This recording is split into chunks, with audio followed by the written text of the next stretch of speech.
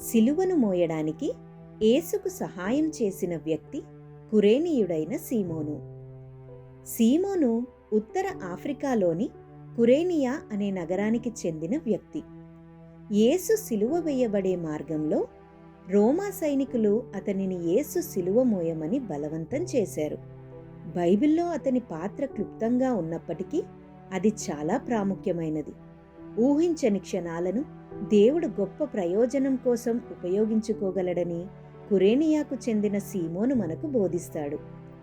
యేసు సిలువను మోయడం ద్వారా ఇతరులకు సహాయం చేయడం యొక్క ప్రాముఖ్యతను, నిజమైన శిష్యత్వం యొక్క అర్థాన్ని మరియు ఒకే ఒక్క సేవ జీవితాలను ఎలా ప్రభావితం చేస్తుందో ఆయన మనకు చూపిస్తాడు.